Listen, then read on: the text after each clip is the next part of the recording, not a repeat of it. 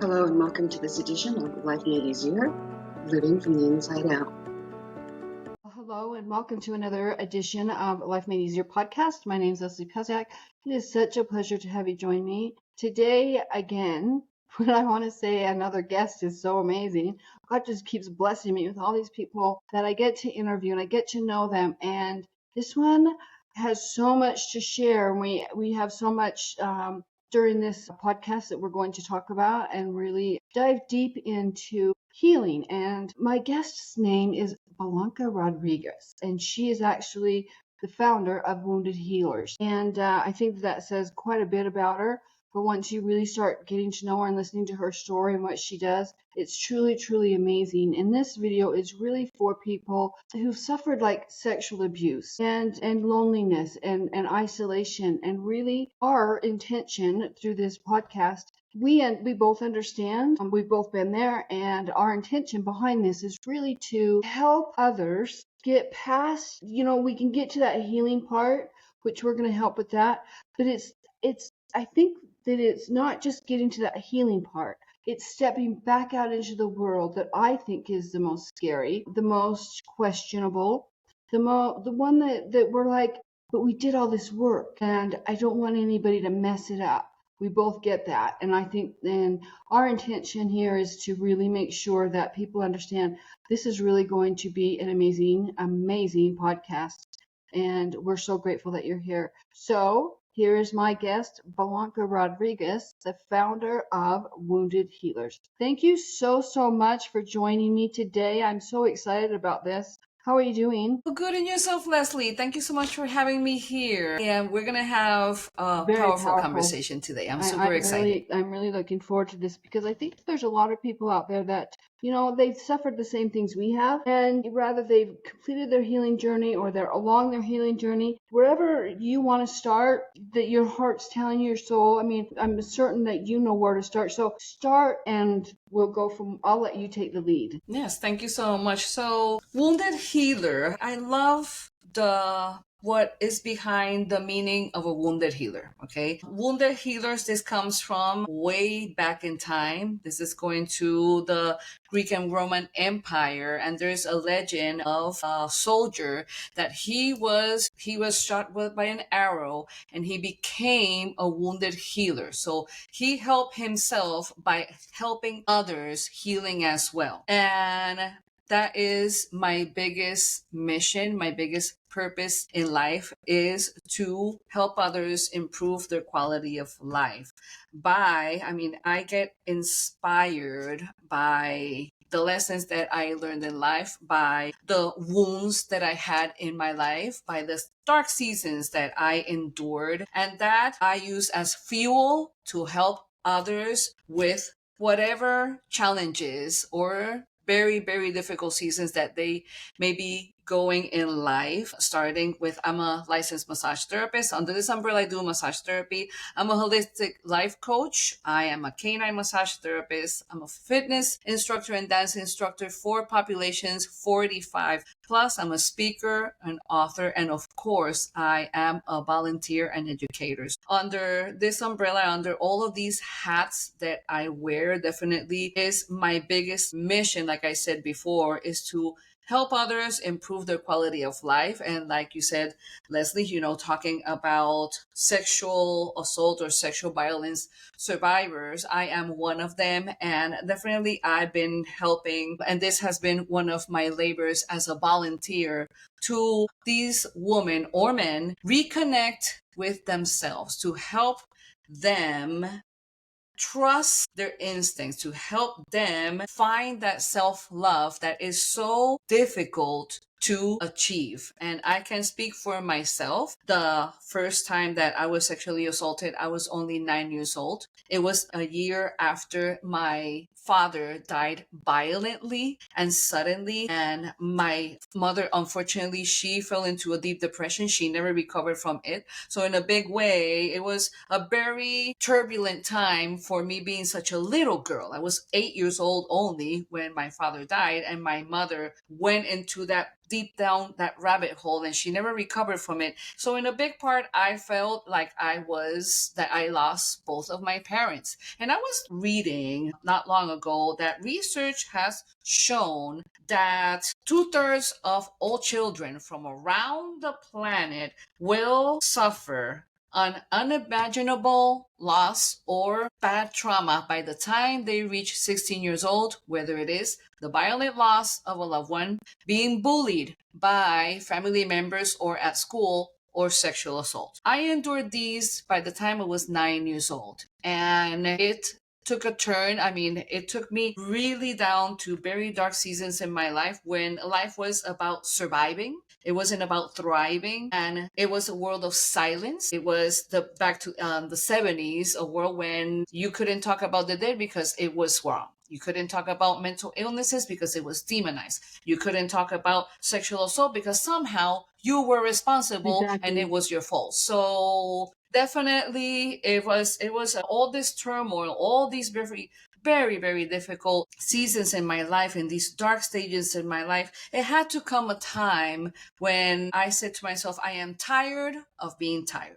I am tired of only surviving through this life. And and this moment of enlightenment, or whatever it was called at that time, it became a mission when I became a mother. I said to myself, this cycle that this repetitive cycle of low self-esteem, low self-worth, self-destructive patterns, being with the wrong people all the time, being around violence all the time, I have to break this generational trauma if I want my kids to have a healthier life, if I want to help them be better versions of themselves. And this had to start with me. And definitely it sure did. This journey never ends. It's for the rest of our lives. When these wounds are so deep, it takes self-love. It takes hard work and dedication. It takes blood, sweat, and tears. It takes taking ourselves out of that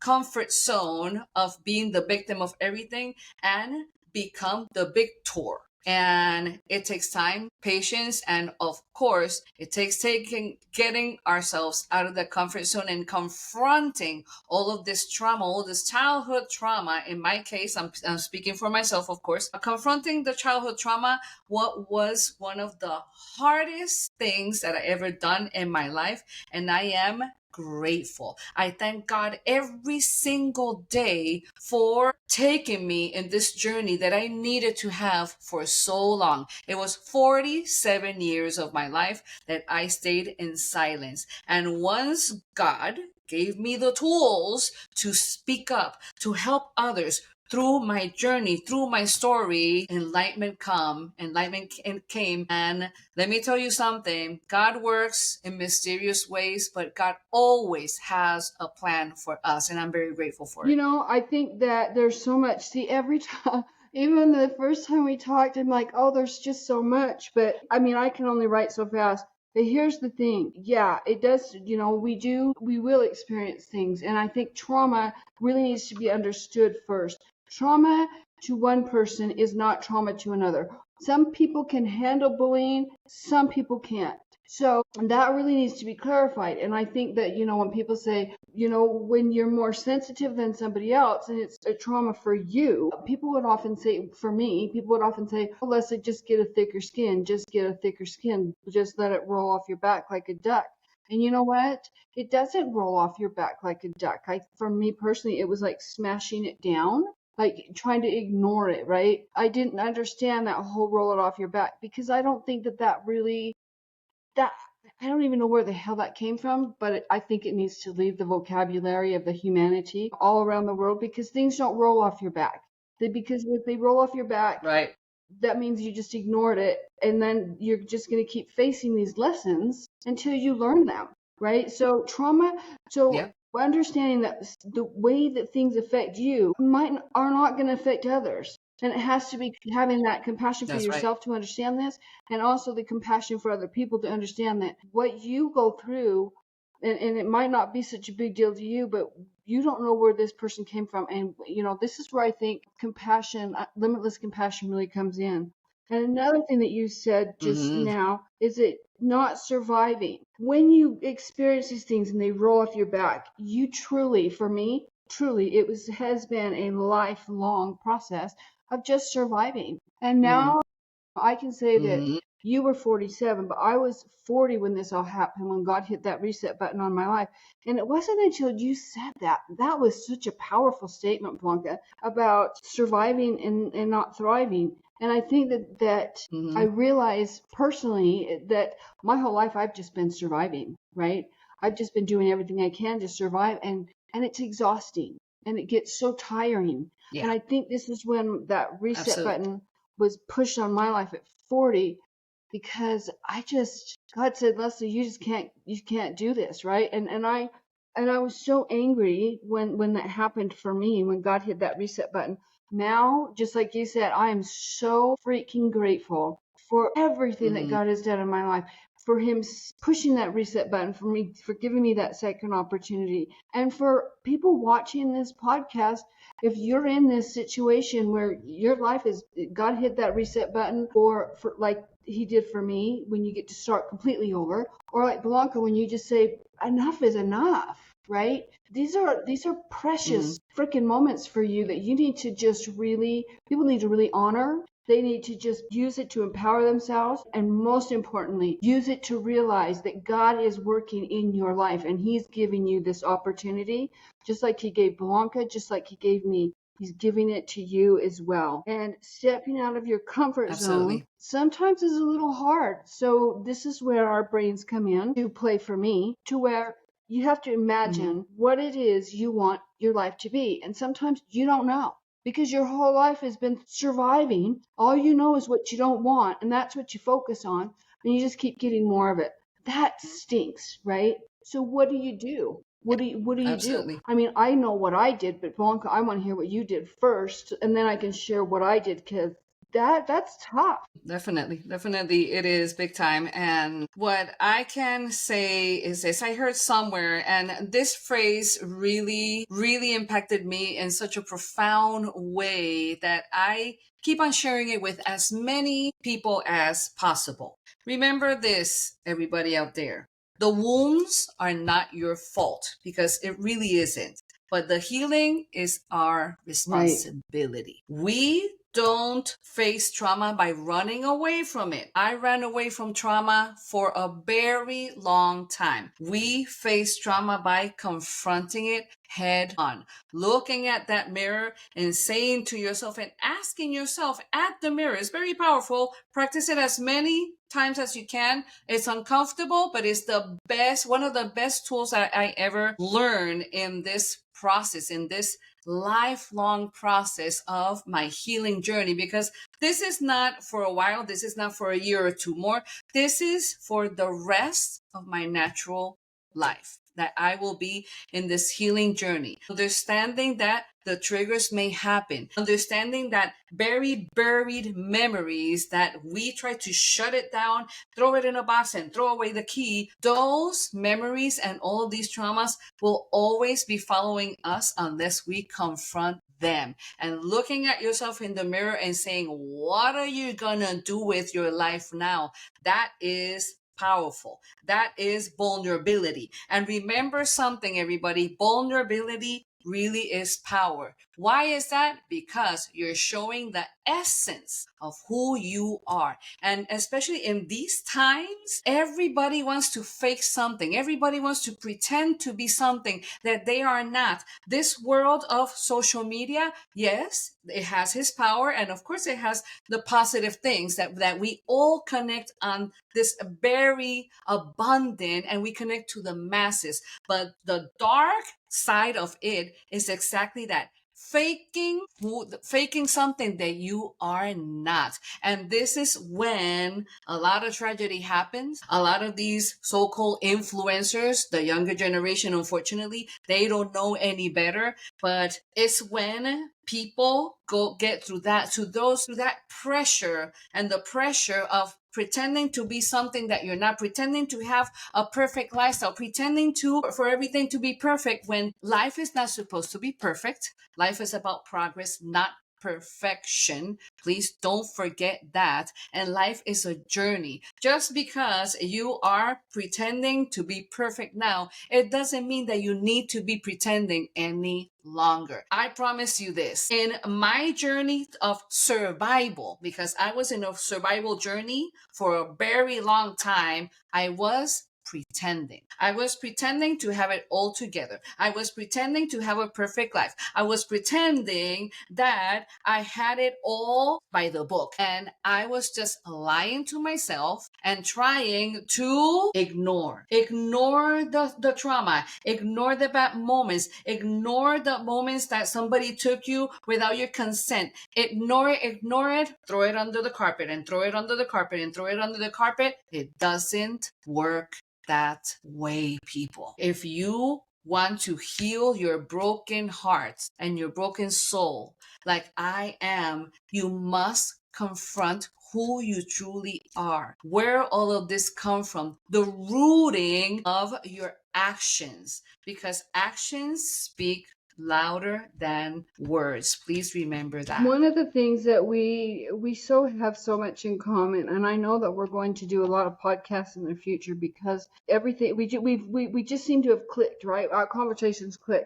Because here's the thing, becoming the victor out of the discomfort is sometimes for me it was I couldn't think my way through it, and thank God I couldn't think my way through it because my brain can get so creative, but when you're not in a place, for me, when I wasn't in a place I didn't know what good was. I was just used to surviving, right? You don't know what you don't know. So stop holding yourself accountable for not being perfect, right?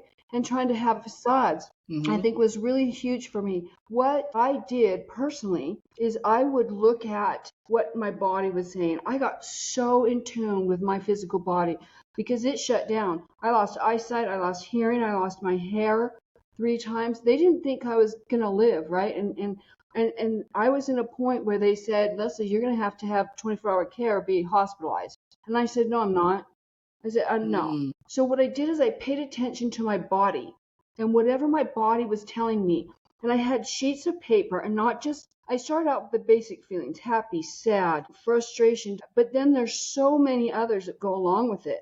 And thank God I had my therapist that I did because she gave me some books to work on that really got to know, because I think when this happens, for me, it was that I didn't know who I was. When she said, when we're supposed to look within, it's like you can't know what you want until you know who you are. So I had to figure out who I was, right? And then, but I had to feel. So I would feel and I'd pay attention to what my body was saying.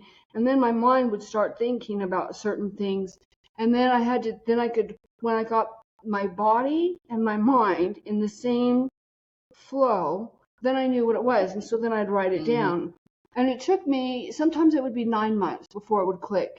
And then it would be 6. And then I noticed the times getting shorter and shorter and shorter. Now my intuition's as sharp as a tack. One of the other things that you said is your saying, the wounds aren't yours. One of my saying was this, Lesley, you can either let your past make you better or you can let it make you bitter. What's it going to be?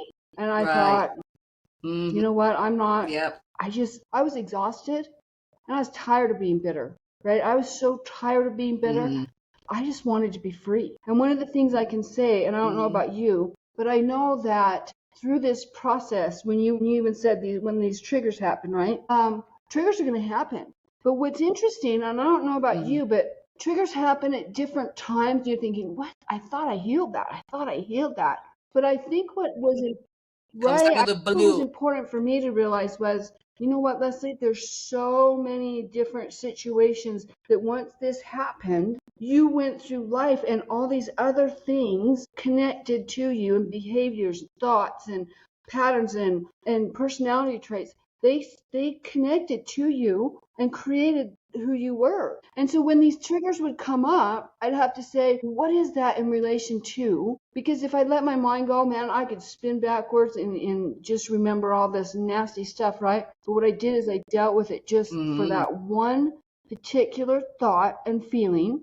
I'd process that healing, because to me now I look at healing. Healing is a gift I'm giving to myself. And the only thing I'm doing is I'm taking responsibility when I make a mistake, or, whatever. And when I don't live up to my highest expectations or my higher self, I'll apologize. I'll go back and I'll apologize to people, or I'm starting to hold other people accountable. Right. That's been huge. That to me is so healing when I did that. And I think so often before I would I would take on whatever people thought of me. I would let the outer world dictate my inner world. And healing is actually it's letting my inner world dictate to my outer world what's right and true for me.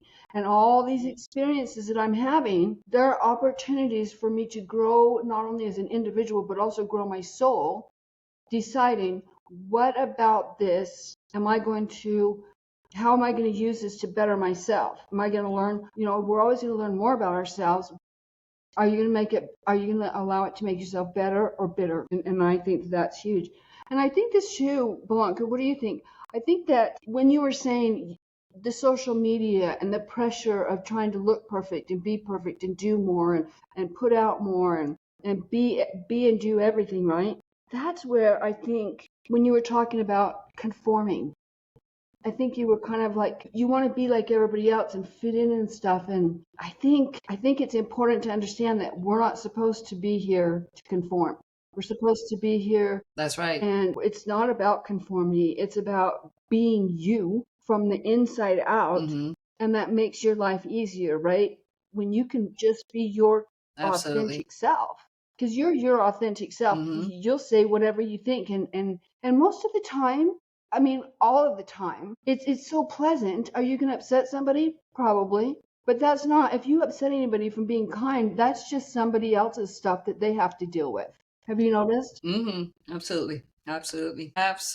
Definitely. And I can tell you this. I grew up in an environment that, we are molded when we are growing up into pretend that everything is okay. You keep on going, and you keep on going, and you keep on going. And when we are in survival mode, we want to we want to, especially when there's low self-esteem and a lot of insecurity issues like I had for a very, very long time in my life. I wanted to fit in everybody's mold. I was the people pleaser. I was the yes person. Saying no was totally out of my vocabulary because I didn't want to make anybody feel ashamed of me, or I didn't want anybody to be embarrassed by me. It's that I was in that in that world of confusion, that ball of confusion, that if I didn't fit in whatever the case it was, nobody will want to be with me. And I didn't think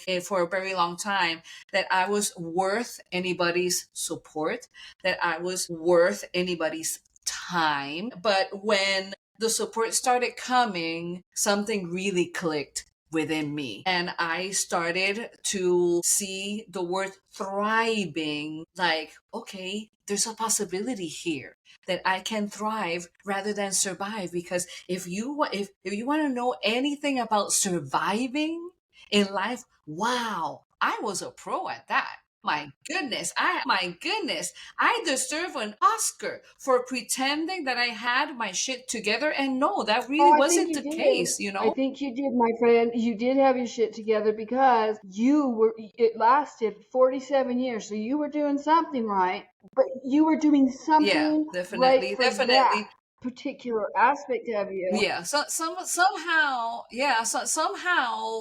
I chose, there was this part of me that I was always with the finger pointed at me, and even my own mother will say, you are the black sheep. You're always dancing to the beat of your own drum. I cannot thank God more for still to this day be dancing to the beat of my own drum, because that really took me to navigate life from a different lens. I didn't really fit the norm. I always was questioning everything. In a Latino machista world where the man had the last saying, I was like, no, I don't, that is unacceptable in my life. I have an older brother and he's a wonderful human being. Wonderful. God gave me an older brother to remind me that there's still really good, amazing, decent men out in the world. So I'm very grateful for him. But my mother, she was, I mean, being the machista that she was, my brother had all the freedom of the world, and me, I had, well, she tried for me to not have freedom in the world. Everything was a no. Everything was a no in her world when it came to my sister and me, especially me, because I was always questioning everything. Everything. I will question everything. Why do you let him go and I cannot go? Why? Because he has a penis and I have a vagina? Well, something like that. And that was the way it was back in those days. But I am grateful and happy to admit that I never swallowed that pill. Never. It never happened. And even though I live around a lot of aggressiveness, a lot of violence, I was in a heavily violent relationship with the father of my kids. We were mirroring each other. He was a broken soul, just like I was. We were in a world of addiction. He was an addict. He was addicted to me. I was addicted to him. He died an addict, this poor soul, this poor man. But with my experience with him, I learned one thing. We were looking at each other's mirror. I was not his victim so much. We were each other's victim, and we were in a highly, it was like the crazy eight, a never ending circle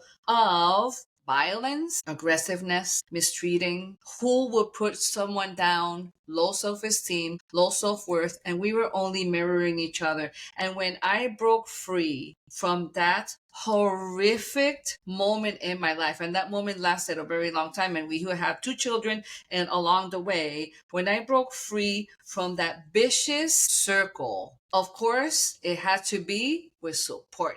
I couldn't do it alone anymore. It was the time to say, okay, I am switching on to something totally new, starting with looking for support.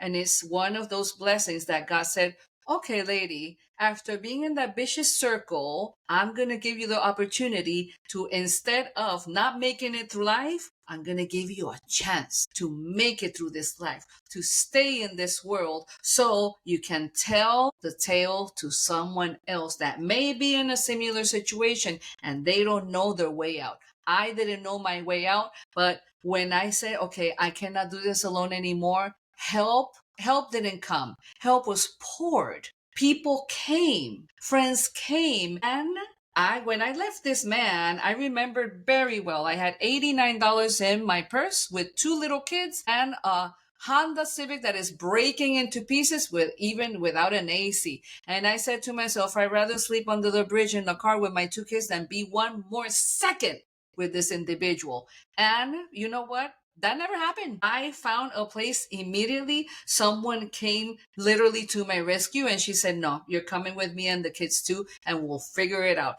And that's exactly what happened. And I'm grateful. I'm grateful every day for the chance and the miracle that God gave me of waking up to looking at life from a whole different lens and saying, finally, somehow in there, I said, okay, it's time for me to dance to the beat of a new drum by walking away from a highly abusive relationship, even with the father of my kids, because that's another one. I was indoctrinated that that you stay with the father of your kids. If you got married, you stay with this person no matter what. And I never believe in that crap. And thank goodness I didn't, because one of the best decisions that I ever did that I am grateful for was exactly that, running away from this person. And he made death threats. He was a very violent person, and I could have easily been another statistic of a woman that lost her life over a scorned ex. And God protected me in the form of people that came to my aid, that came to my defense, that never will leave me alone in a dangerous situation. And I'm very, very grateful. And I don't take this lightly, Lesley. I definitely don't. And this was a miracle for me to stay, and those moments when I thought that I would lose it all, including my life. And when God chose for me to stay, is because of this moment. Right here, right now. to tell one person to a million that you are not alone. Don't do it alone. You got this. You can make it through.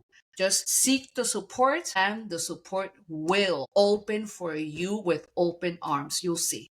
Never give up. I was sitting here thinking, my God, how would that have been if somebody would have just like come to help me, come to help me? And then I think about Lesley, when as you're talking, I'm thinking, wow, she had somebody that came and that helped her, and she had people there and helped her with her home and da da da. I'm thinking, I wish I would have had that. And then it dawns on me, Lesley, you had the best therapist, you had the best psychiatrist, you had doctors, you had that Love team of it. doctors around you, you had people scanning your brains, you had people doing all kinds of stuff. Your therapist, you visited with her 3 days a week. You had like access to her 24/7 where I could call her anytime. I did have that. And now I'm realizing, with what you just said, I do realize that, wow, I did have that. I kept thinking, God, I did this on my own. I did this on my own. And God's saying, yeah, you did, but you have to also take a broader look and think therapists are good. But it's truly, we can have all these things, but really it comes down to in here. And I remember sometimes my therapist would give me, I had homework, right? Every single night I had homework because I saw her on Monday, Wednesday, Friday.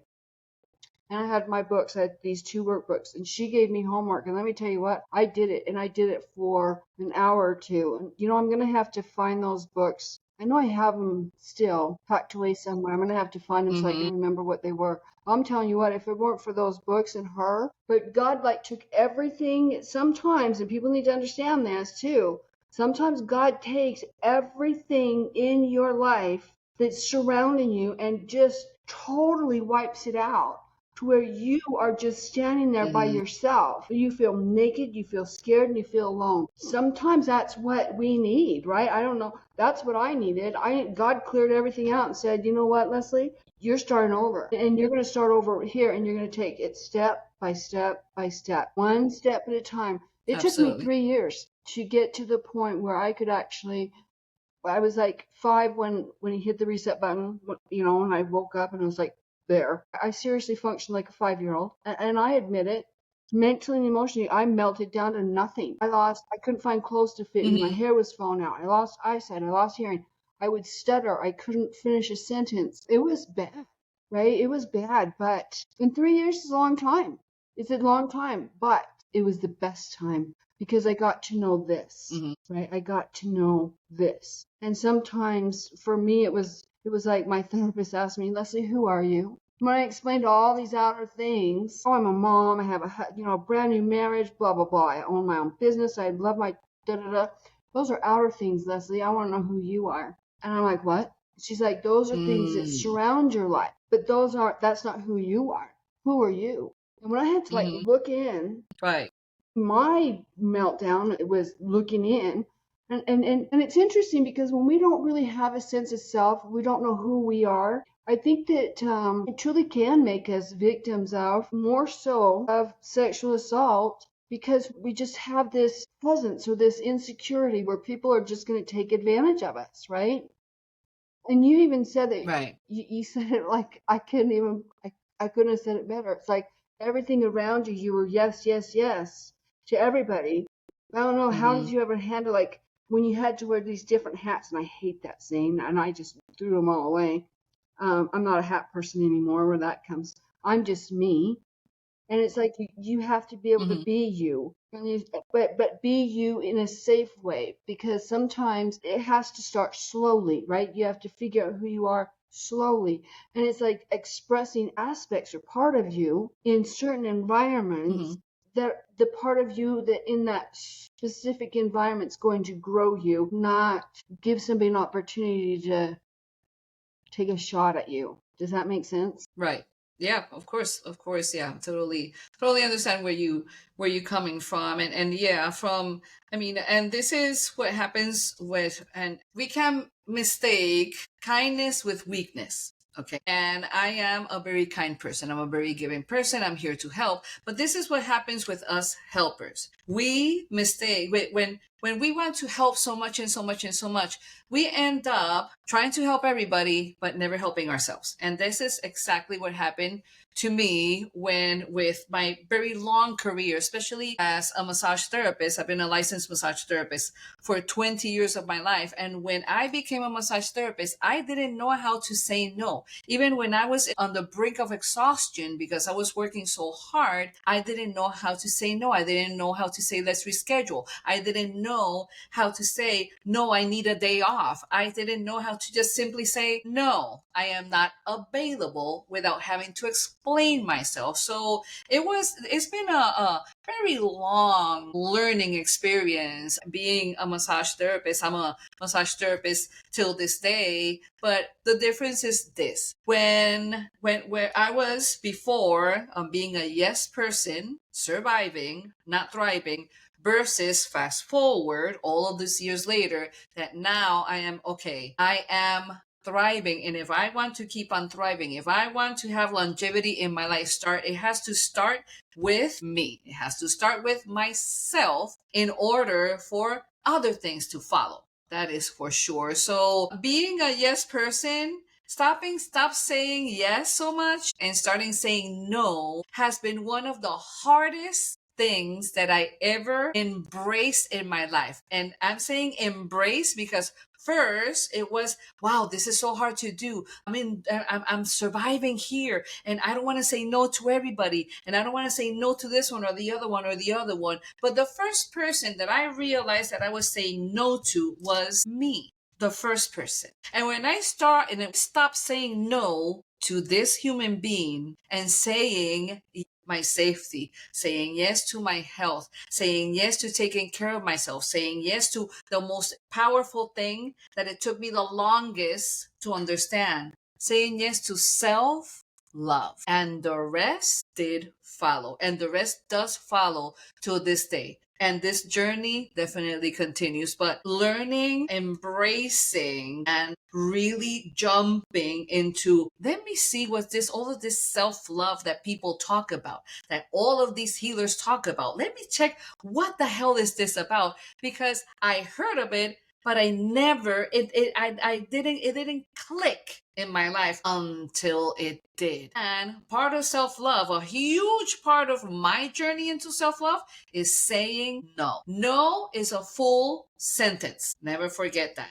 That's And good. when I understood, and the moment I understood that no is a full sentence, I'm like, okay, I am embracing this. And it's not about saying no all the time. No, it's not about that. But when there's moments that no feels darn good. And yes, many times because I was in survival mode, and yes, felt horrible. Yes, felt like a disrespect to my character. Yes, felt like I was shoving that yes down my throat and saying, yes. It's like, why the hell did I say yes when I should have said no? I asked myself that question for so long. And now I don't ask myself that question anymore because no is no from the heart. I like that. No is a full sentence. I think that if you say no and then you keep talking, you just kind Mm-hmm. of talk yourself into giving. I mean, you're giving them a reason to argue with your no. When no What? is just Right. no, right? I mean, No is no. I just can't, right? I just don't have it. And you don't have to we don't have to explain ourselves to anyone except Exactly. ourselves, right? But that's so huge. You know, one of the things also that I really think is incredibly essential in the healing stuff is that we need to understand that when people need to understand that when you go through what we've been through, right? I think this kind of ties into why you do what you do. But one of the things that I realized is trauma stores in the body. You Mm-hmm. know, it Oh my stores God, in yes. our bodies and it stores in our muscles. Like we can't even imagine. I had no idea that it did that, right? Mm-hmm. Until I really started. And when you start to that healing process, you're going to feel stiff or you're going to feel, parts of your body aren't going to feel right. You're going to get a little more, you're just going to start noticing things in your physical body. I don't want to put anybody spin their minds out of control, but it does. Trauma creates stored stuff in all of your body, in Mm-hmm. every aspect. And Yeah. we need to be kind with ourselves because some days you're going to wake up and you're going to be stiff. I mean, I remember being stiff. It was like, but it was releasing stuff. It Yes. was releasing it's a chemical, something that happens in our bodies, and you got to release that.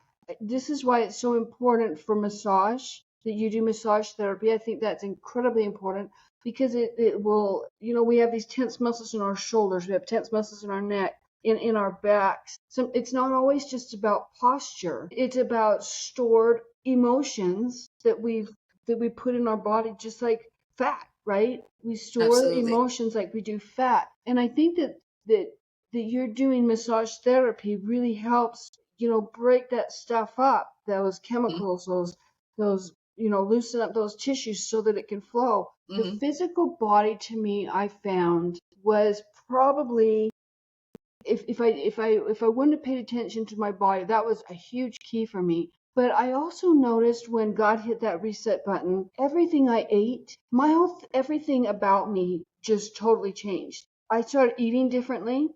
I stopped eating things in cans. I stopped eating processed foods. I really started Mm-hmm. paying attention to what I was consuming because it didn't taste the same.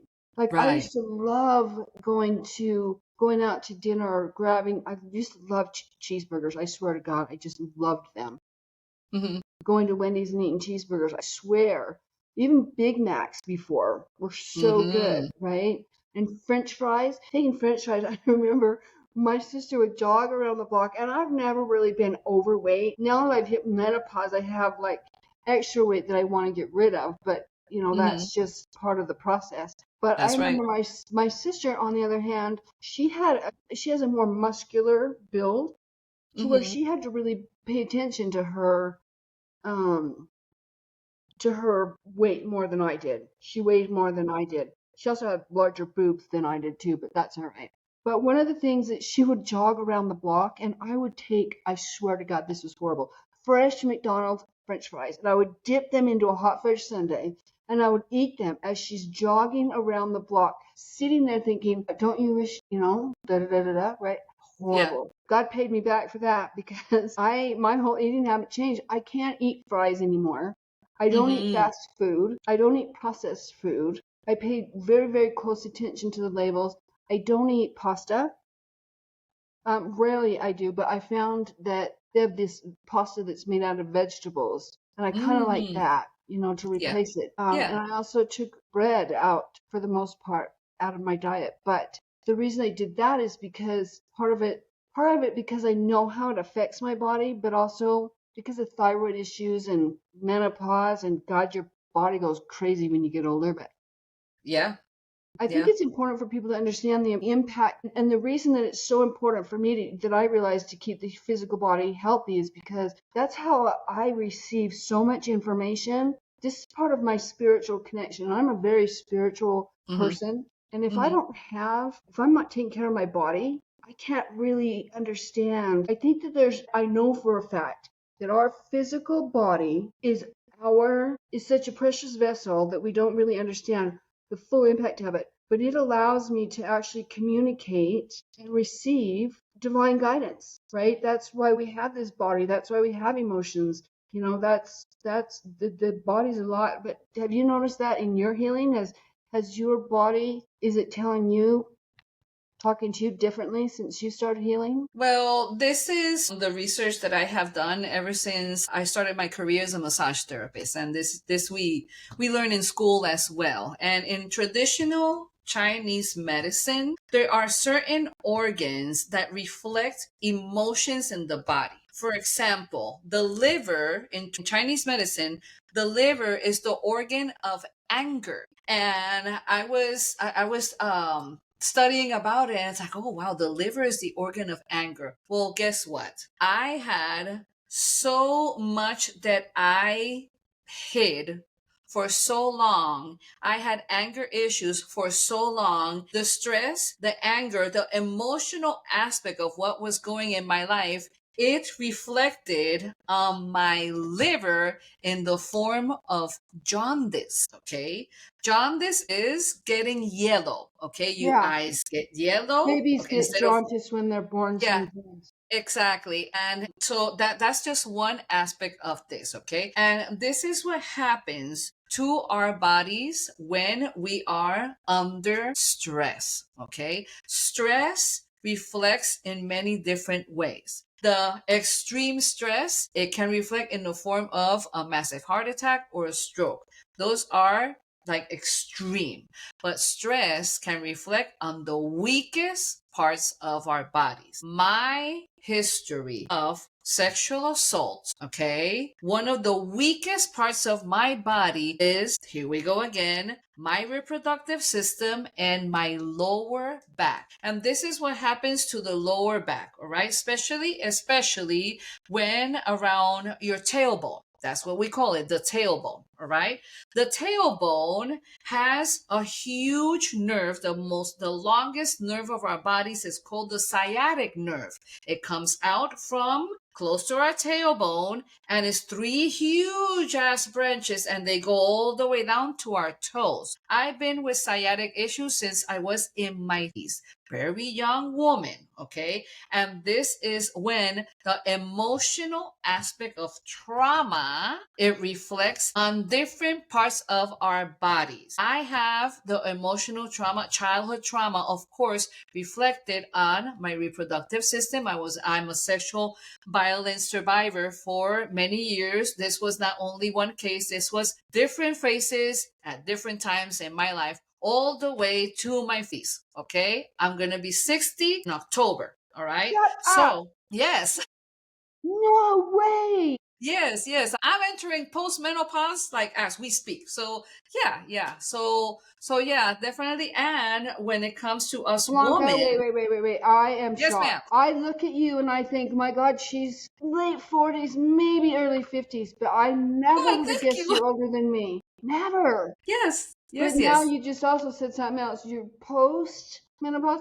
How long? I mean, let's just be honest. Ladies, this is the reality of where we are. I think I started peri or pre menopause about 5:30, between 35 and 40. But I Okay. thought I was a late bloomer because I didn't start cycling until I was like 15. But I didn't understand all this perimenopause, premenopause, menopause, hmm all the. I mean, my God, you're going to spend from the time you're about 35 until you're 60 hmm with all this crazy shit going on. But you know what? This is the thing, Lesley. When it comes to perimenopause and menopausal stages, I've been doing a lot of research about these situations because there is a lot of misinformation. There is a So lot of miscommunication. There I is a think we lot of should do a hush hush. podcast on it. Yes, we need to do it because it's a very important conversation. And I'm not going to go down that rabbit hole, but all I can say is this: perimenopause and menopausal stages, this is not a one size fits all. No, Don't base yourself upon that woman's experience, that other one's experience, okay? Your experience is yours. Whatever happens to you in your perimenopause and menopausal stages is your very individual experience. Don't right. forget that because it can be so much confusion because someone had hot flashes and extreme sweating throughout her whole menopausal stages. It doesn't mean in any way or form that it's going to happen to you. I Right. had hot flashes to the minimum, okay? To the minimum, but my forgetfulness, it was high up there. And I'm not going to go too much into this, but this is what happens because the more informed we are about something, the better it is to understand, especially us women when we're going through these stages that is unavoidable. Everyone, it's unavoidable. You're a woman, you're going to get this. You're going to go through this. You're going to. We're gonna do it. We're gonna schedule a podcast on that because there is truly a lot for women, and I Absolutely. think it's It's a important lot. for women that because I think there's a lot of women out there who are going through it. Their emotions, hmm they need it, and it also ties into hmm this same topic. What I think is Absolutely. interesting about when you're talking about the liver and the sciatic, because there was a while when my sciatic was just driving me crazy. And I hmm mean, literally, it was a pain in the ass, right?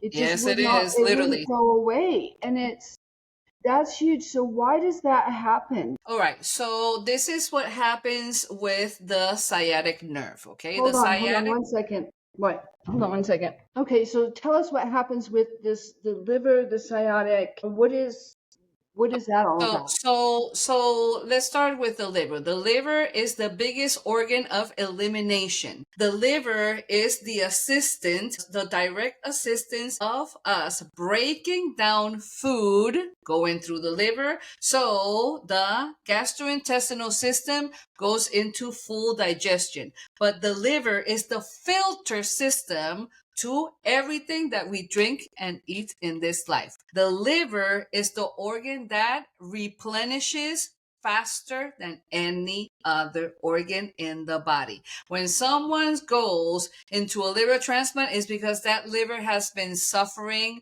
for so long and so long and so long that you have no other choice. This is why a lot of people that had alcohol issues for a very long time, they get cirrhosis of the liver. But on the other hand, anger can cause cirrhosis of the liver. I have a friend that his father died of this horrible disease. He never drank alcohol in his life, but his anger issues were so severe that the liver, it all manifested in this physical body. Okay, same thing happens with sciatic nerve issues. This nerve is gigantic, it's super long, it goes through a lot of muscle groups, and this is what happens with the sciatic nerve. When we are stressed, what does stress causes us? Stiff neck, the shoulders go up, you're like this, you're on edge, your heart is overbeating, you're shallow breathing.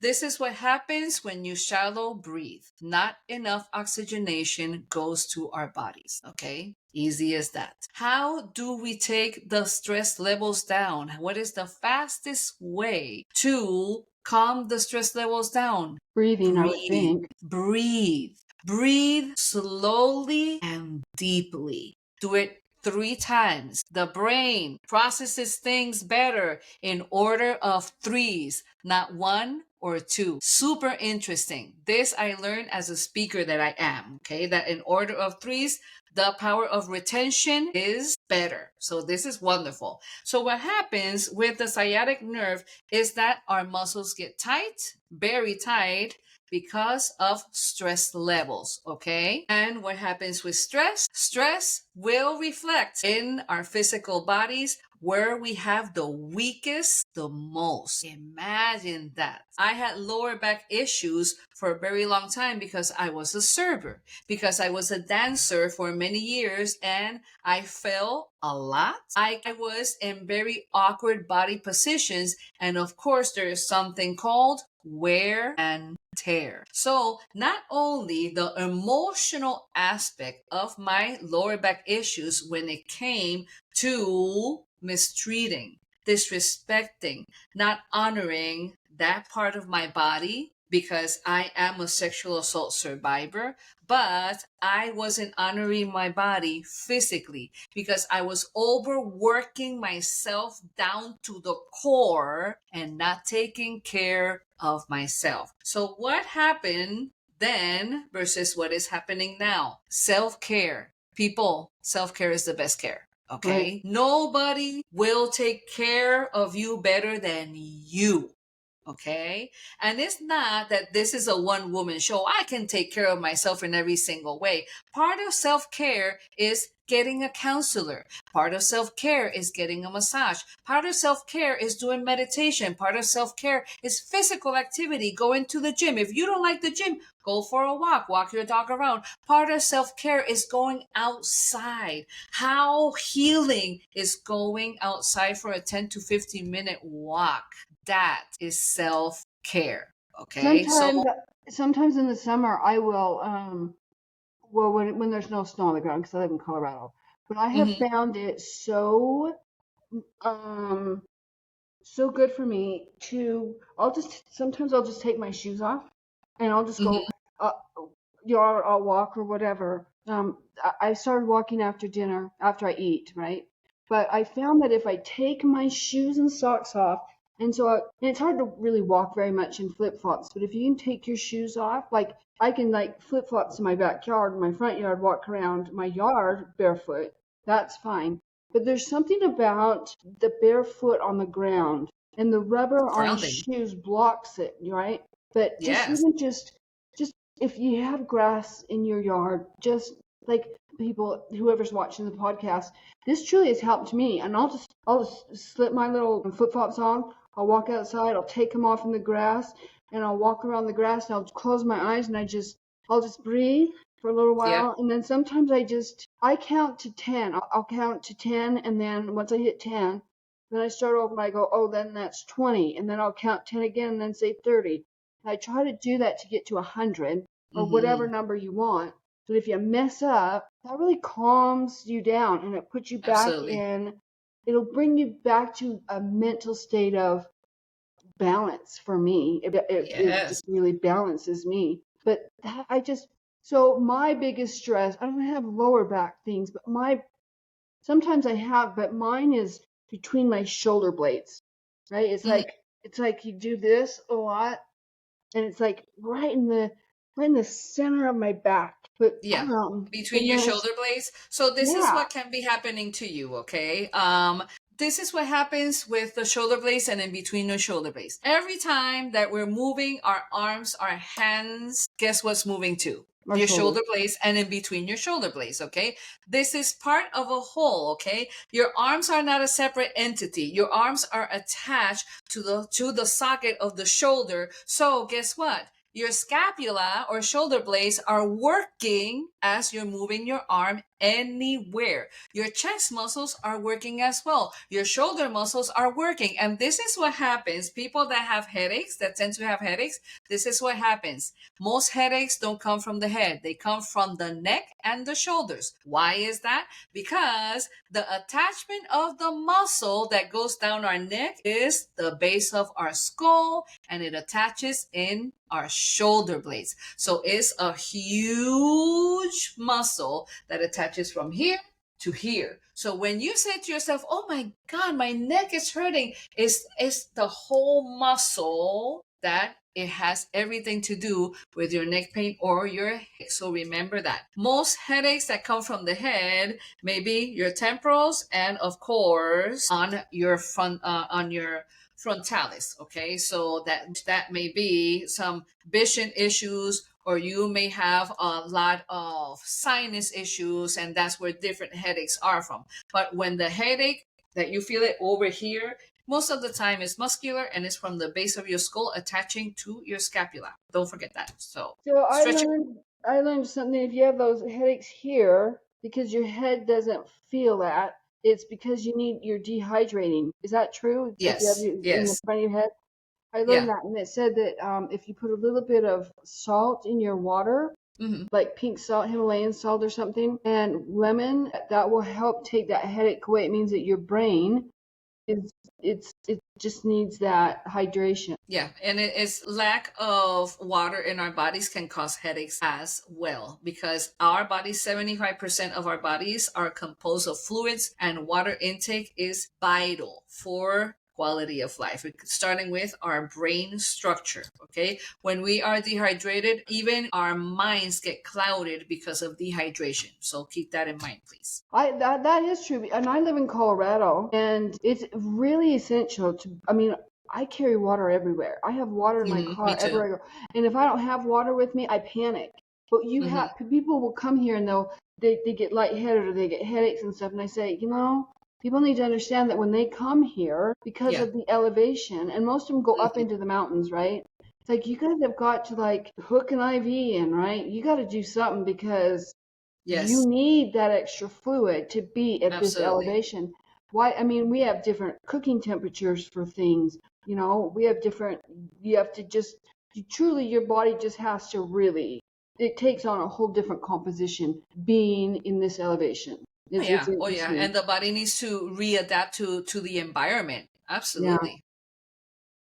So I want to go back. So we were talking about, stress, right? There's that stress, there's that stores, we make chemicals in our brain that stores in our body over this stress. it comes out in our physical bodies, which we were talking about, with the liver, the sciatic, my tension. Let's shift a little bit. I want to shift a little bit into stepping, like when you get to this point where you've made peace with everything, because healing to me is making peace. I had to make peace with what happened. I can't change the past. I certainly don't go back and dig things up. There are those triggers when things come, up and they start affecting us, right? But you get to the point where you make peace with everything, and that's what I call making life made easier, right? That's what this podcast is all about, is making your life easier and helping people like yourself heal that stuff and really use these experiences that we have that are traumatic to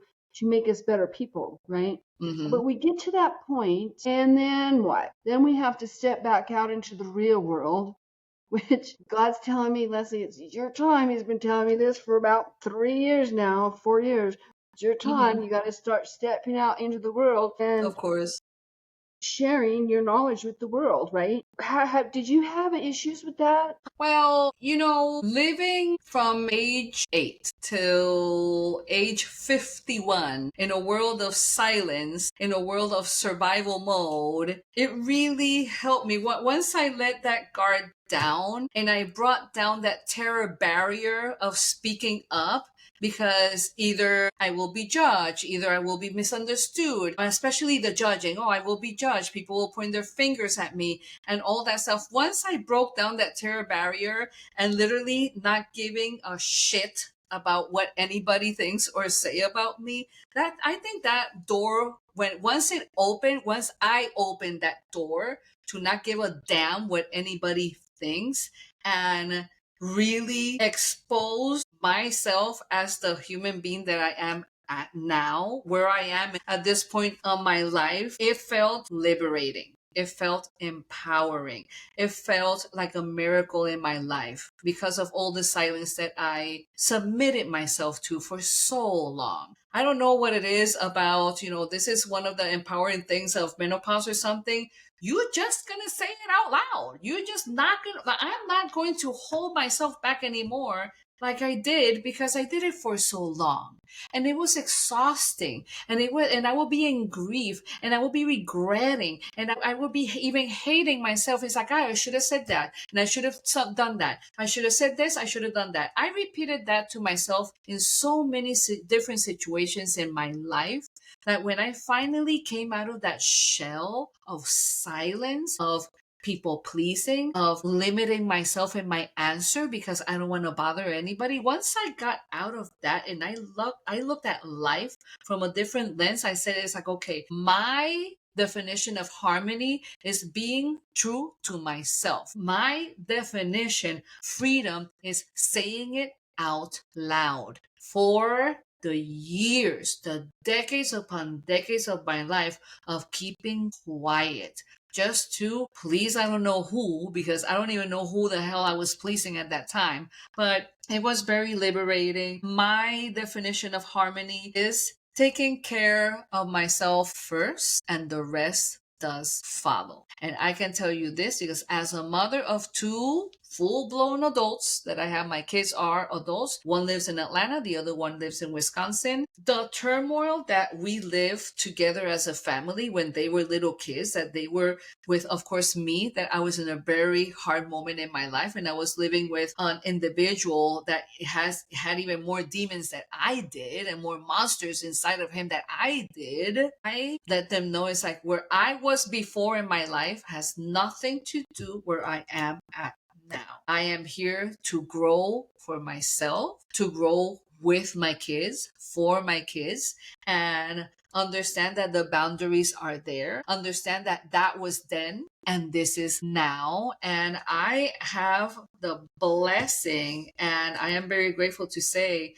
that I have a beautiful relationship with my kids. They are amazing human beings. They have grown up to be decent humans, even though them growing in this newer generations where everything is so freaking insane and there's so much hating and there's so much bullying. I can say that these 2 individuals, they are decent human beings. They are resilient. They are compassionate. They're respectful. They are really, really phenomenal people. And I'm very happy and thankful to God, because God really has guided me tremendously through this very confusing and difficult journey of being a mother. Okay. Because nobody said this was easy. All right. It was, when I became a mother, it was the terrifying miracle of becoming a mother. That is for sure, because I never planned on it, for starters. So definitely harmony I have found with coming out of my shell and expressing who I am and talking about it to as many people as possible has been one of the most empowering, liberating, humbled, and harmonious experiences of my life. And I'm very grateful for it every single day. Tonight, I'm going to sleep very well thanks to this conversation, Lesley. That's for sure. I think that I want to, when we're done with this podcast, there's so much that I want to talk about what you just got done saying. And I'm truly going to sleep better, because this is something, I'm going to just share something with you, because it wraps around what I was talking about earlier. So about, speaking up and saying the things that you need to say to people. And sometimes the hardest people to do that are the closest people to you, your family, right? Absolutely. But it's your family. They're the ones that you are supposed to be saying this to, right? They're the ones that all this stuff they always say, oh, the family unit, but this is where all the shit, they say the shit begins, right? Stir it up. Because here's what happened. Friday night, I'm staying with my daughter at my daughter's house, because watching her home and her pets while she's over and visiting with my son. And I got here Friday. My granddaughter, who's 2, just turned 2, was sitting on the counter eating egg salad with crackers, right? She's eating it, and first she had a fork, and then she started eating with a cracker, right? Because I was eating one with a cracker. And then she wanted to feed it to Nana, right? So she was using the cracker like a spoon, not biting the cracker, but sucking the stuff off. Nanas know this, because I've had 3, right? So when she broke it off and she's feeding me, here, and you say, oh, thank you. And then you're just like trying to teach them manners and kindness, and you're having fun with them. Then I look, but I don't have glasses on, right? Then I notice her little hand, right? So she gets this dry skin in little patches. I wish I could think of it right now, but I can't think Is of it it. like eczema or psoriasis? So eczema, she gets eczema. My daughter said, "Oh, that's just your eczema." And so when I put my glasses on, and this went on for a really long time, like feeding Nana, right? Little crackers and out of her little hands and stuff. When I put my glasses on, I noticed she had like little blisters on her hands. I'm like, that's not eczema. So my granddaughter was feeding me out of her mouth and off her little blistery hands. Turns out she has hand, foot, and mouth disease. Oh my God. But here's the thing. I was telling my daughter, this is not right. So she's doing all this research. But that was the one thing that shocked me, because I'm doing this. That's why I was so tired yesterday, because the mouth is like the closest supply to blood. And it was like, I just know this stuff's running through my body. And yesterday I was so exhausted. I kind of lost a day this week. But anyway, here's what I wanted to share. I told my daughter at first when I noticed it, because I ran a child care center for 20 years. I said, Amanda, that looks like hand, foot, and mouth disease. Wow. So she's looking it up, and she goes, no, that's not, it's eczema. And she's looking all this stuff up. Her mother-in-law comes over, puts all this stuff on it. Baby's crying. She gives her a bath. I said, Amanda, put baking soda in the water, because it's gonna soothe it. What's it gonna do, Mom? It's not gonna do anything. I said, Amanda, remember when she had all that eczema on her body, and I gave her a bath and with baking soda, and it all took it away? She goes, yeah. And I said, try the baking soda. So she did. At the very last minute, she poured some in, took her out. I think my point, what I'm trying to share, is I was telling her what it was, and she wasn't listening to me. Yeah. Right? She wasn't listening to me because I'm her mom.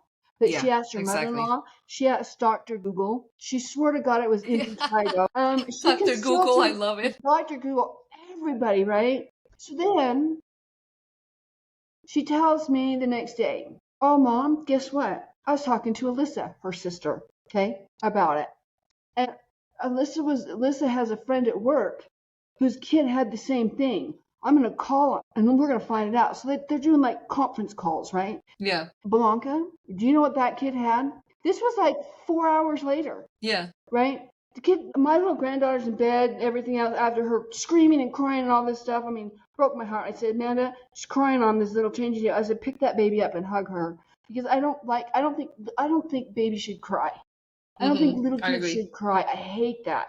I just you just pick them up and hug Yeah, them, right? I love these exactly. wrap things that moms have now when they carry their babies around. They I are the think that is, best. it's like, that's Yeah, freaking genius, right? If I yeah, was a mom, I'd have them all over me. I'd look like a yeah, monkey with them hanging off of me. Anyway, she does all this stuff, and during this video call, and her friend, she's sending pictures of my granddaughter's stuff to her, and it's on her yeah. feed. You know what it turned out to be? Hand, foot, and What? mouth disease. Yeah, there you go. And I was like, she goes, oh, it is hand. And Amanda was telling me, but she doesn't have a fever. She doesn't have a fever. And I said, sometimes you get fever, sometimes you don't, Amanda. But this is what it Exactly. is. Well, Everybody's the different. next day, she tells me she has a fever now, Mom. I said, of course she does, Amanda. But she's texting to me now, right? Because she's got on the airplane and left Saturday morning early. Okay. But it's hand, foot, and mouth disease. But here's the thing, and this is where you have to speak up for yourself, right? Especially when it comes to family. I wanted to explain this whole thing because it was kind of funny. But here's the serious part. I never want, my daughter does this to me all the time. She has her whole entire life. I'll tell her something, but then she won't believe me. But it always turns out to be 9 times out of 10, I'm right, right? I wanted to text her back and tell her how much that hurt my feelings. Did I notice that she does that, and she's done it a lot throughout our relationship. And I think it's really truly a stressor when it happens. My other daughter, Alyssa, she takes it into consideration, you know. But I mean, Alyssa listens and she takes it into consideration. My son is very much like me, where he's going to figure shit out on his own because that's Yeah, just who he is, right? And that's yeah. fine. He's a man. He needs to do that, right? Mm-hmm. But dang, I wish I would have spoke up, Blanca. I wish I would have spoken. In fact, you know what?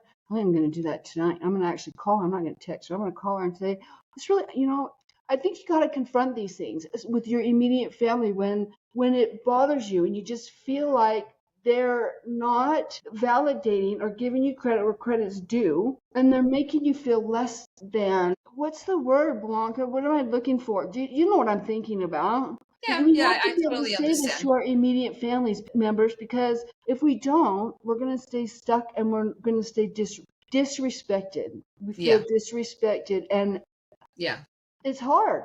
yeah, I mean, I yeah. love I my kids. understand. I'm really proud of them. They've been through a lot. Mm-hmm. It was unfortunate through from the time they were young and from the time their dad and I separated till, they got older. They've had to suffer some serious consequences, and things happen that shouldn't have happened, right? Under normal circumstances, even in a normal divorce. But I can say that they've been through a hell of a lot, but they're all still very, very, they're incredibly compassionate people. They Mm-hmm. love and care for people so much. They're Mm-hmm. givers, like I'm a giver. Mm-hmm. But I think that they're learning. I think that they're more in tune with who to give to and who not to give to than I was at their age, right? Right. But I have to say they've been through so much, and I look at who they are as adults now, because they're like, my son will be 30 in June. My other daughter's 34. She's actually due any day. Yeah. Wow. And my oldest daughter's 37, 36, 37. But I can say I'm proud of who they are. I'm proud Yeah. of, I can see that, I know that Mm-hmm. they say that kids, it's that first 5 to 7 years that's really crucial.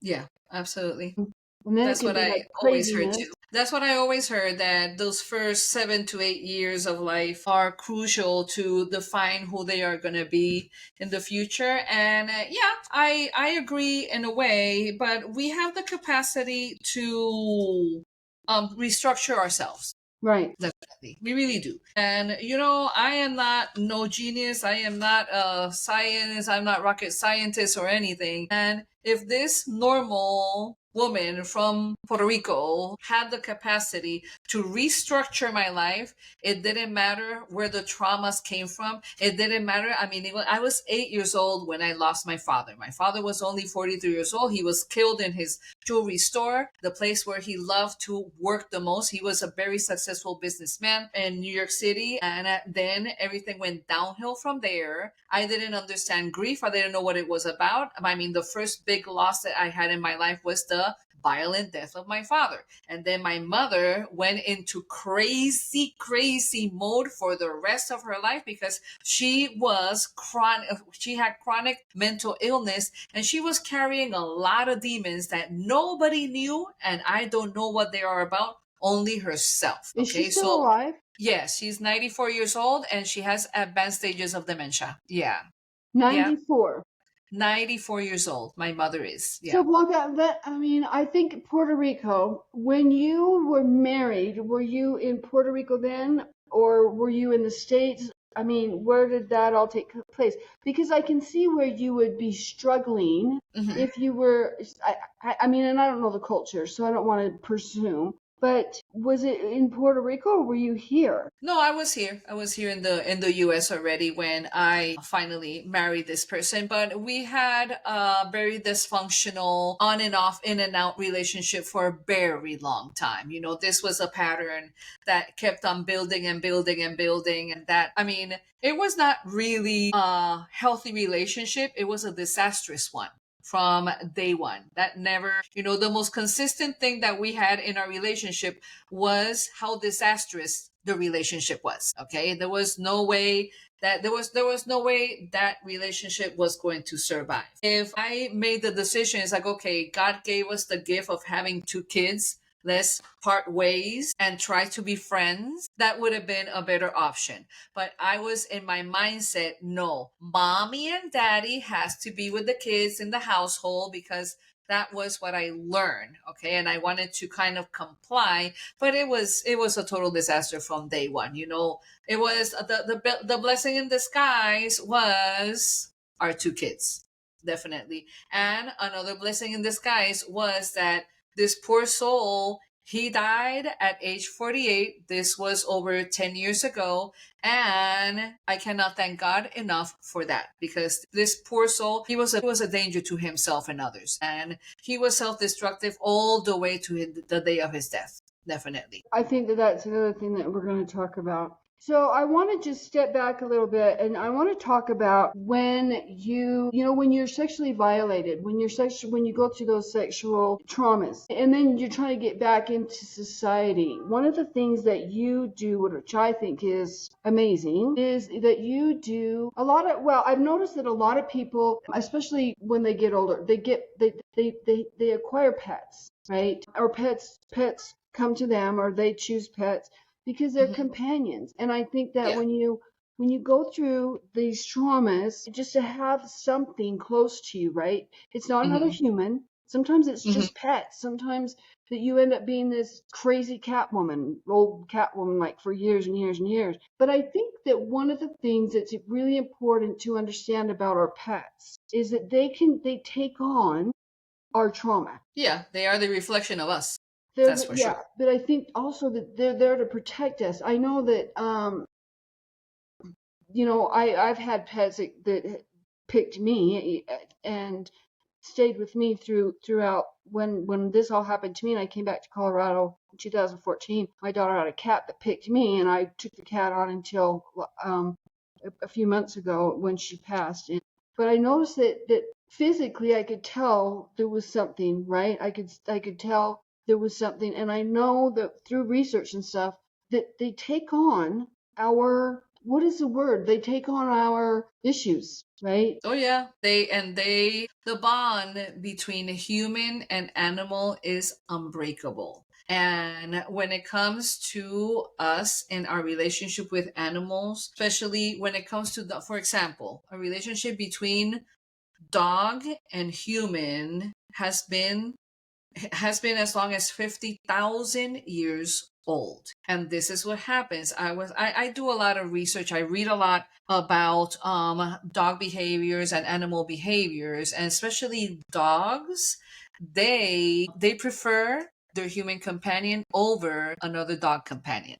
Okay. And this is the choice of these animals. Let's remember that dogs and humans, we are mammals. We have muscle mass, organs, feelings, and emotions. And this is why. And same thing with our beloved kitties. I love cats. I love cats. If I would have a cat here at home, if it wasn't for my husband that he's allergic to cats. But cats are unbelievable, beautiful souls that they can read you with a blink of an eye. Yeah. And cats are very powerful. Cats are independent. This is what I love about cats. It's like, okay, you go your way, I go my way, but we'll meet halfway. I'll give you some attention, you give me some attention, and we will go our ways again. Okay, versus a dog that they will never leave your sight. Okay, that's the difference. But in the other hand, I have lived with cats that my mother, she had a beautiful cat. That cat was it was like 19 years old when she passed. And that cat will never leave my mother's side. All kitties are different, definitely. And it's a beautiful thing to people that have a cat and a dog in their house and the relationship that they develop between each other. I mean, I remember generations ago that it's like, no, a cat and a dog cannot be in the same place because they'll kill each other or whatever. So that's a lie. That's one of the biggest lies I ever heard in my life. But going back to the relationship between sexual assault survivors and their animals, this is one of the most purest forms of love that we will ever experience in our lives is the love of an animal.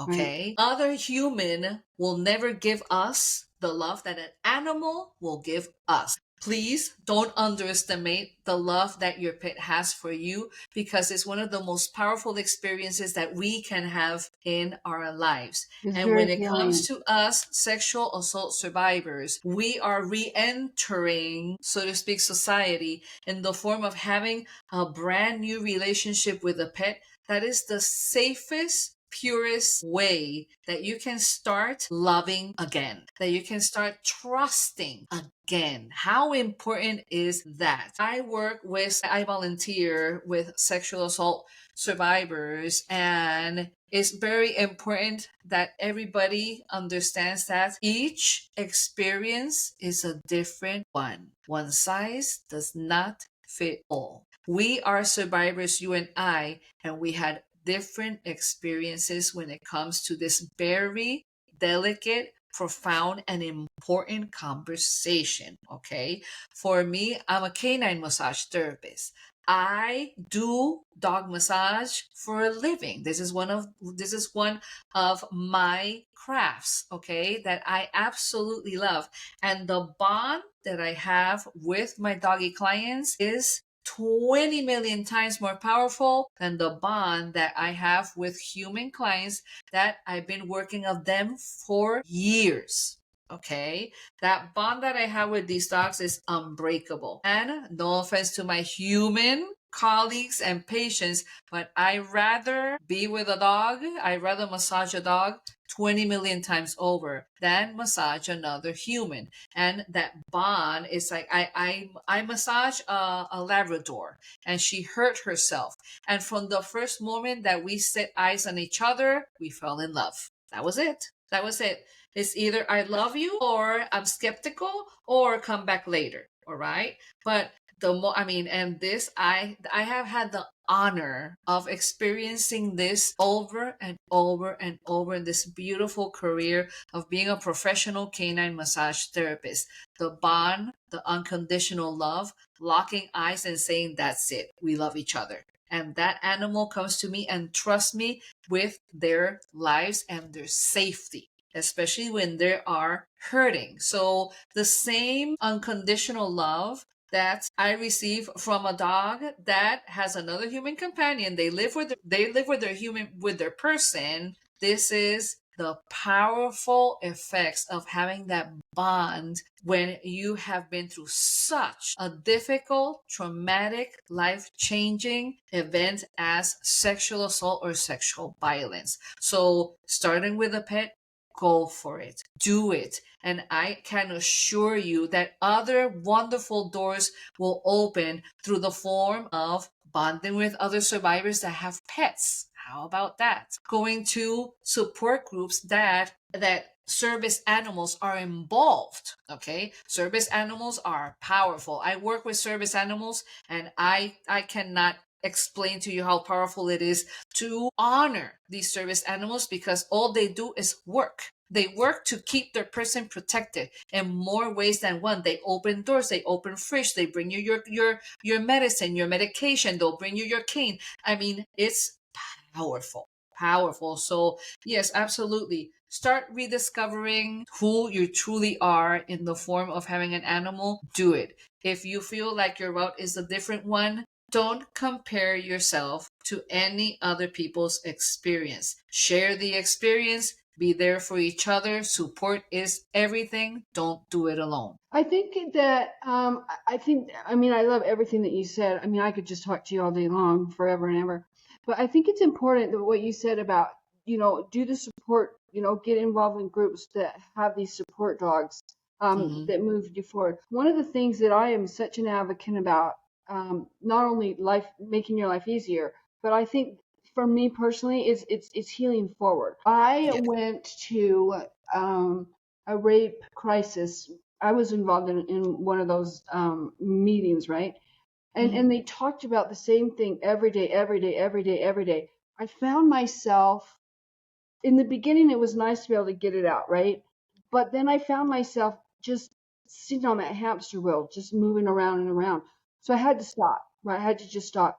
Once I felt like, okay, it wasn't nurturing me, it was reminding me, I had to stop that. But one of the things too, I think is important, when you get these pets, they don't always have to be expensive, because Chloe picked me and she was my daughter's cat, right?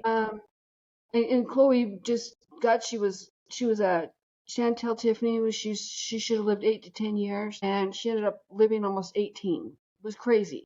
Wow. But do people really need to spend that much money? I mean, do they have to buy? I mean, in your profession, do you think they need to buy the expensive dogs, like the full bred dogs, or can they just go to the local pound or a rescue center and I guess it would really depend on where they are. I don't know.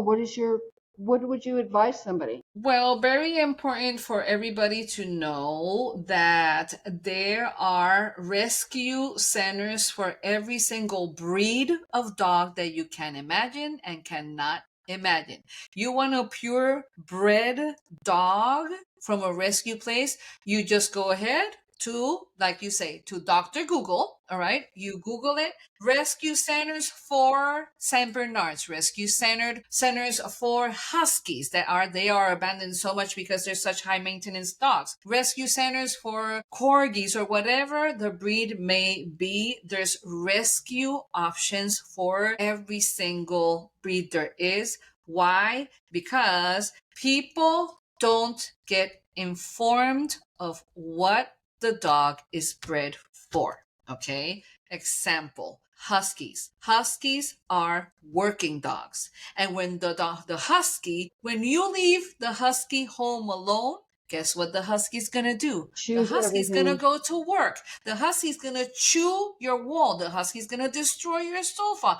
And let's not even start talking about the level of shedding that they have throughout their entire natural lives. Okay? Huskies, German Shepherds, Dobermans. Okay, yeah, they're short haired, but they shed and shed and shed and shed. So it's not only about having the dog, it's about the maintenance of the dog. It's about your life going around your dog, because if you have a pet, the pet is not going to take care of themselves on their own. Okay. They're entirely dependent on you. And when it comes to survivors of sexual assault, if you are emotionally and mentally in a place where you cannot take over the responsibility of having a pet companion, do yourself a favor, and maybe you can channel by going to no-kill shelters and volunteer.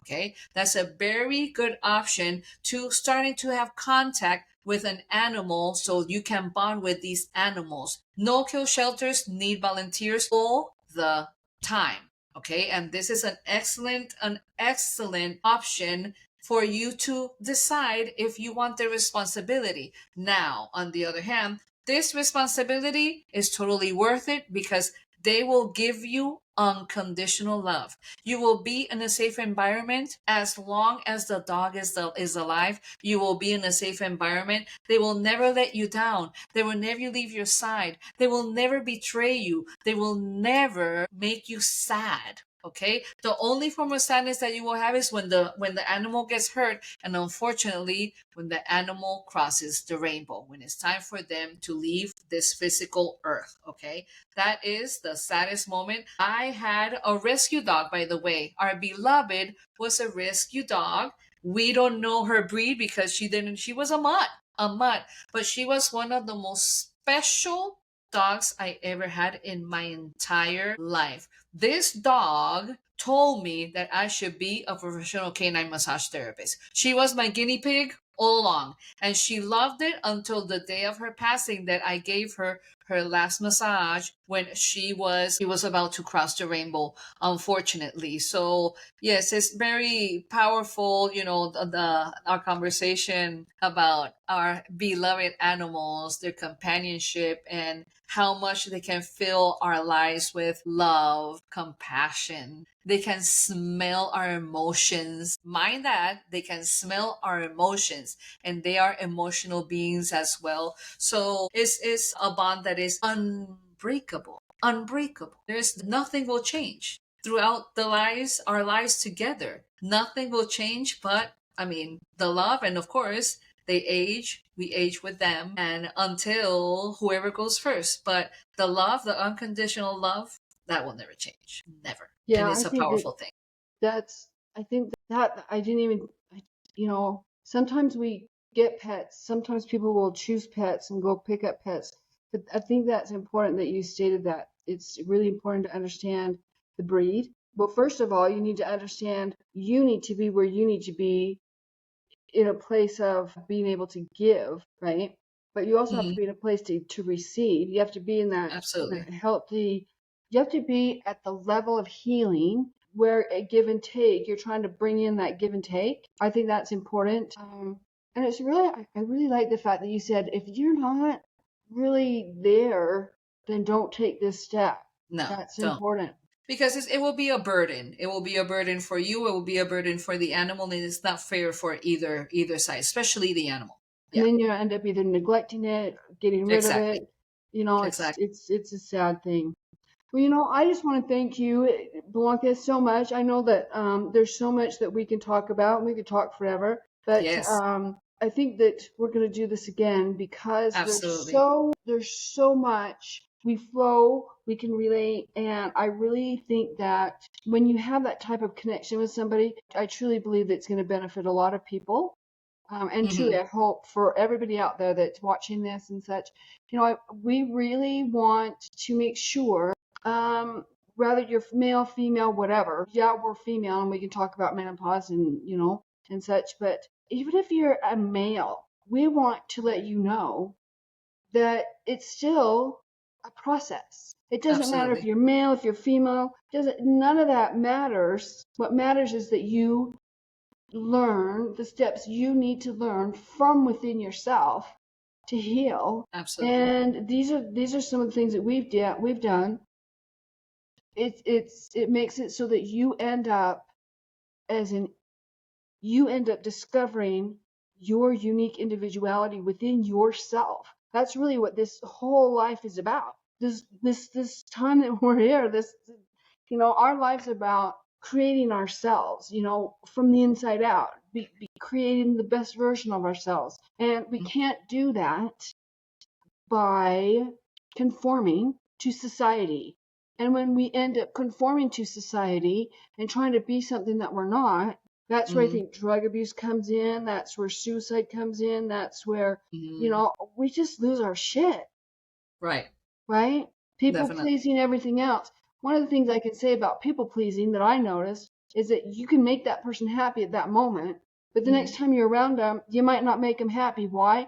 Because they're in a different place. Exactly. But a lot that I learned about people pleasing too is that within me, I was a people pleaser because that kept me safe. It kept me safe because I had lived my life surviving. Anyway, thank you so much. I hope this was as much. Oh, I just think it was wonderful, Blanca. I just can't wait for our Thank you, next Lesley. one. Likewise. This was an amazing conversation. Wow. We went on and on and on, lady. I'm I telling you love it. what, and I don't think there's not gonna be much I cut out except just one part. But seriously, this is power. God puts people together to have these powerful conversations, and that's what I think he did with us, and I That's think we're right. going to have more. Amen. Amen. Absolutely. Well, I am so glad that you and I had this opportunity, and I'm still waiting for that wall unit to come for you to ship that to me because I just think it's so pretty. I love that antique, that Thank you. look. I'm still waiting. Obviously, you haven't sent it yet. I love it. I love it. Sometime Lesley, I'll just keep waiting. thank you so much for having me, Lesley. What a joy and an honor it has been for me talking to you tonight. It's been Thank you. really fun. Thank you so much. We'll talk to you soon. Absolutely. Take care. You too. Hello, this is Lesley Pazdzioch. I want to thank you for watching this video. And if you found the information in this video useful, please consider liking and subscribing to the channel so you can receive notifications when new content is released. To learn more about how you can begin putting these principles into your life, living from the inside out, please visit my website at lesleypazdzioch.com. Thank you again for watching. I look forward to sharing more quality videos on this channel in the near future, and I hope to see you there.